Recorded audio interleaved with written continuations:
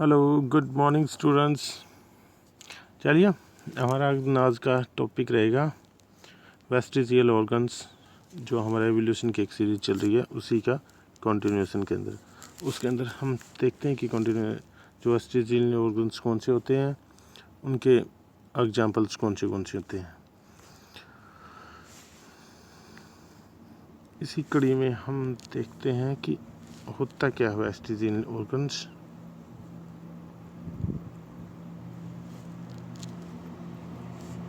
देखिए, vestigial organs क्या होते हैं। दीज आर दोज ऑर्गन्स, ये वो ऑर्गन्स होते हैं ऑफ द बॉडी, शरीर के वो ऑर्गन होते हैं which are non functional in possessor. जिस भी किसी ऑर्गेनिज्म के अंदर, जिस भी किसी बॉडी के अंदर होते हैं, वो क्या होते हैं, वो उस बॉडी के अंदर नॉन फंक्शनल होते हैं। बट ये बात देखिए, were functional in the ancestor and are functional in relative animals. देखिए, आज जिस किसी ऑर्गेनिज्म के अंदर हैं वो नॉन फंक्शनल है, लेकिन इनके जो एंसेस्टर थे उनके अंदर जब ये प्रेजेंट थे तो ये फंक्शनल थे। और इसके कंपेरेटिव में अगर इनके रिलेटिव एनिमल्स हैं, उनके अंदर आज भी ये फंक्शनल हैं। तो वो ऑर्गन्स जो बॉडी के अंदर प्रेजेंट होते हैं लेकिन फंक्शनल नहीं होते, लेकिन ये फंक्शनल होते थे एंसेस्टर्स के अंदर, और उनके रिलेटिव्स आज के जो किसी भी ऑर्गेनिज्म है उसके रिलेटिव्स के अंदर, ये एनिमल्स के अंदर ये प्रेजेंट होते हैं और फंक्शनल भी होते हैं। यहाँ पे एक बहुत बड़ी बात हो गया, आज जो है ह्यूमन बीइंग की बात करें, करीब 100 के करीब वेस्टिजियल ऑर्गन्स प्रेजेंट हैं ह्यूमन बीइंग के अंदर। वेस्टिजियल का मतलब होता है फुटप्रिंट्स, मतलब जो एक पदचिन्ह छूट गए हैं। जब हम बात करते हैं एग्जाम्पल्स की तरफ देखते हैं, अगर हम एग्जाम्पल्स की बात करें तो पहला कॉकिक्स टेल, जो कॉकिक्स बोन होती है, वो जो कई बार क्या होते हैं कि जो रीढ़ की हड्डी के लास्ट वाली बोन होती है, वहाँ से कॉकिक्स बोन निकलना शुरू हो जाती है हड्डी की। यहाँ पे एक स्मॉल ट्रायंगुलर बोन निकलने शुरू हो जाती है by the fusion of 5 reduced caudal vertebrates की वजह से। किसकी वजह से? तो कई बार क्वेश्चन पूछा जाता है कि जो वेस्टिजियल ऑर्गन है कॉकिक्स टेल, तो वो निकलने कहाँ से शुरू होती है, रिडक्शन कौन सी वर्टिब्रेट्स के अंदर रिडक्शन होता है। तो जो कोडल है वर्टिब्रेट्स से हैं उसके अंदर 5 से 6 करीब रिड्यूस हो जाती है। उनके रिड्यूस होने की वजह से, फ्यूजन होने की वजह से, रिडक्शन की फ्यूजन होने की वजह से ये बोन है निकल के आ जाती है। ये छोटी सी होती है और ट्रायंगुलर शेप में होती है, और ये प्रेजेंट होती है एंड ऑफ शक्रम। जो शक्रम है बोन, उसके वहाँ पे प्रेजेंट होती है। उसकी ये अब बात आती है कि भी इस बात का रीज़न क्या है कि ये वेस्टिजियल है। रीज़न ये है कि अब हुआ क्या, ह्यूमन बीइंग था, उसने बाईपेडल हो गया वो, और सीटिंग पोस्चर अडेप्ट कर लिया। अब वो बैठने लग गया और चलने भी लग गया। उसकी वजह से उसका कोई काम रहा नहीं और धीरे धीरे वो लुप्त हो गई। बट अगर दूसरे इसके अब रिलेटिव एनिमल्स के अंदर देखें, भैंस, गाय, बंदर है, इनके अंदर वो ये प्रेजेंट होती है क्योंकि यहाँ पे फंक्शनल है। तो इसी तरह डेफिनेशन के अंदर जैसे बताया था कि वो ऑर्गन्स होते हैं किसी भी बॉडी के अंदर जो कि अभी फंक्शनल है, जो पोजेसर है उसके पास, लेकिन वो कभी काम करते थे, और रिलेटिव एनिमल के अंदर वो आज भी काम करते हैं। दूसरा इसी का एग्जांपल, पहले कॉकिक्स टेल हो गया, दूसरा है निक्टेटिंग मेम्ब्रेन। एक ट्रांसपेरेंट, थिन और ट्रांसपेरेंट जो है फ्रीली मूवेबल मेम्ब्रेन जो होती है वो प्रेजेंट होती है। कहाँ पे? पिग के अंदर, फ्रॉग के अंदर, पिजन के अंदर। यहाँ पे जो फ्रॉग और पिग के अंदर प्रेजेंट होती है, वहाँ पे वो काम करती है। क्या काम करती है? ये क्लीनिंग का काम करती है। लेकिन ह्यूमन बीइंग के अंदर क्या है? ब्लिंकिंग करती है। ब्लिंकिंग, ह्यूमन बीइंग की आइज़ ब्लिंकिंग करती है, तो ये क्लीनिंग प्रोसेस के अंदर भी हेल्प कर देती है अपने आप ही। ब्लिंकिंग की वजह से आंखें साफ़ हो जाती हैं। तो इसको एक्स्ट्रा मेम्ब्रेन जो थी, जो कि फ्रॉग के अंदर होती है, या फिर ये जो पिजन के अंदर होती है वो वहाँ पे जो फंक्शन करती है, यहाँ पे उस फंक्शन की कोई ज़रूरत नहीं है। तो यहाँ पे एक टाइप से वो क्या होगी, वेस्टिजियल होगी। अगर नेक्स्ट हम बात करते हैं, जो मोस्ट कॉमन एग्जांपल है वर्मीफॉर्म अपेंडिक्स। तो ये एक तरफ से काफ़ी लंबी हर्बीवोर्स के अंदर प्रेजेंट होने वाली एक लॉन्ग साइज की एक लॉन्ग साइज के क्या होता है, एक ये क्या कह सकते हैं आप, छोटा सा एक काफ़ी लंबा और सिलेंडरी शेप का एक कील नुक जैसा चीज़ होती है ये, और ये प्रेजेंट होती है एलिमेंट्री ग्लैंड के अंदर। अब इसके अंदर एक एंजाइम होता है, ठीक है, बैक्टीरियल एंजाइम होता है जो कि सिम्बायोटिक प्रोसेस करता है।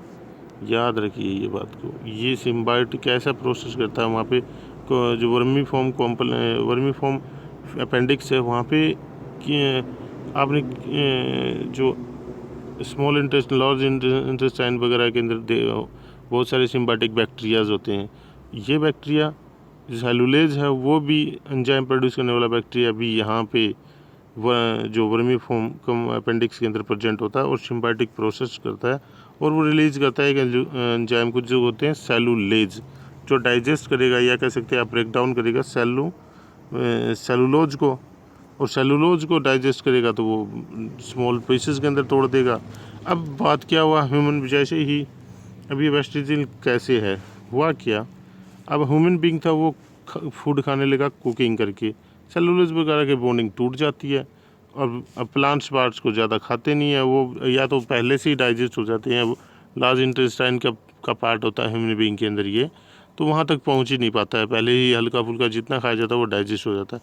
तो इसका धीरे धीरे क्या हुआ, इसका काम कम हो गया, और ये एक टाइप से सेलुलोज, जब ह्यूमन बीइंग ने बंद कर दिया सेलुलोज खाना, जो घास फूस खाना, तो उसका काम ख़त्म हो गया, और ये एज ए वेस्टिजियल ऑर्गन रह गया। तो ये देखिए, ये एक टाइप से किस तरह के इवोल्यूशन की ओर इशारा कर रही है, जो था कि आप काम करते हैं miss use and miss use वाले इवोल्यूशन के अंदर। जो बाकी थ्योरीज थी कि ऐसा कि ऑटोमेटिक ऐसा कोई एलियंस आया धरती के ऊपर, उससे इवोल्यूशन हो गया, उन थ्योरीज को ये चीज़ें डिनाई करती हैं। नेक्स्ट हम एग्जांपल बात करते हैं, ऑरिकुलर मसल्स जो होती हैं उनका कोई काम नहीं है। ये मसल्स जो हैं, अगर ह्यूमन बीइंग की बात करें, in man's muscles are immovable होते हैं, सो नॉन फंक्शनल्स होगी ये यहाँ पे।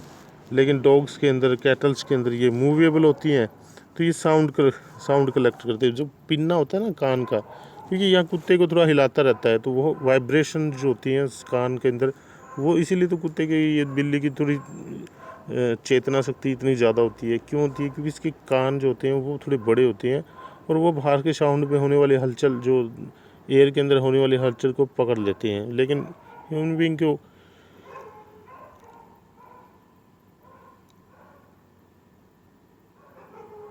इतनी ज़रूरत नहीं, तो उसका मिस यूज ही नहीं हुआ, तो धीरे धीरे क्या हुआ, वेस्टिजियल ऑर्गन हो गया। उसी तरह मेमोरी ग्लैंड और निपल्स वगैरह, ये ह्यूमन बीइंग के अंदर कोई काम नहीं है, मेल के अंदर इनको, तो उसी तरह ये वेस्टिजियल हो गए। बॉडी हेयर, अगर आप देखें डंकी मंकी कैट वगैरह के अंदर क्या होते हैं, ये एक इंसुलेटर का काम करते हैं, लेकिन ह्यूमन बीइंग में कोई काम नहीं है। और अगर यहाँ पे एक एग्जांपल और देखते हैं, wings and feather in flightless birds के अंदर, फ्लाइटलेस बर्ड्स हैं उनके अंदर पंख वगैरह होते हैं। और ऑस्ट्रिच देखें या अपटेरिक्स देखें जो कीवी होता है, और ईमू देखें, इनके अंदर एक टाइप से अगर उनके पास फीदर हैं, विंग्स हैं, उनका काम क्या है, जब वो उड़ ही नहीं सकते, उनके शरीर इतना बड़ा है कि उड़ ही नहीं सकते, तो उनकी एक टाइप से वो अंग क्या है, वेस्टिजियल अंग है। या फिर आइज़ होती हैं, केव एनिमल, जो एनिमल केव्स के अंदर रहते हैं, गुफा में रहते हैं, उनके पास अगर आँखें हैं तो वो क्या करेंगे, आँखें, अगर ब्लाइंड सैलमैंडर की बात करें, वो उनके अंदर आँखें जो हैं वो क्या है, वो वेस्टिजियल है, क्योंकि वहाँ पे जरूरत ही नहीं है, अंधेरा ऑलरेडी रहता है, वो सेंस की तरह से वहाँ के एनवायरनमेंट को सेंस करते हैं। क्योंकि वहाँ पे सनलाइट तो पहुँचती नहीं है, उनके अंदर एक थर्ड आई टाइप होता है, तो वो उसी को यूज़ करते हैं। ठीक है, अगर हम ये वाला नेक्स्ट पॉइंट बहुत इंपॉर्टेंट पॉइंट है, प्लांट्स के अंदर अंडरग्राउंड जो बल्ब है ऑफ अनियन वगैरह का, तो वो एक टाइप से अंडरग्राउंड बल्ब जो है, बल्ब स्टेम ऑफ अनियन, उसका कोई काम नहीं है। वो एक टाइप से क्या है, वेस्टिजियल ऑर्गन होते हैं। और ये चीज़ें लमार्क की थ्योरी थी, यूज़ एंड मिसयूज़ को क्या करते हैं, ये सपोर्ट करती हैं ये चीज़ें। तो आपको ये भी पूछा जा सकता है कि वेस्टिजियल ऑर्गन से होते हुए कौन सी थ्योरी को सपोर्ट करते हैं, वो जो लमार्क की दे यूज़ एंड मिसयूज़। अगर यूज़ करते रहेंगे तो बॉडी के साथ रहेंगे, और नहीं करेंगे तो वो एक दिन ख़त्म हो जाएंगे। और एग्जांपल्स पूछे जा सकते हैं, कॉकिक्स वाला पूछा जा सकता है, अपेंडिक्स का पूछा जाता है, ओरिकल मसल्स जो है उसका पूछा जा सकता है, मेमोरी ग्लैंड का, बॉडी हेयर का, विंग्स फीदर जो है ऑस्ट्रिच के अंदर, एप्टेरिक्स के अंदर, या फिर ईमू के अंदर। आपसे आई जो केव एनिमल्स है उसके अंदर जो प्रोटीज जो है, सी सलेमेंडर, ब्लाइंड सलेमेंडर, उसका पूछा जा सकता है। तो आप इसको ध्यान से पढ़ सकते हैं, एक दो बार वीडियो देखिए, डेफिनेटली आपको कुछ न कुछ हेल्प मिलेगी। Thank you very much students. Okay.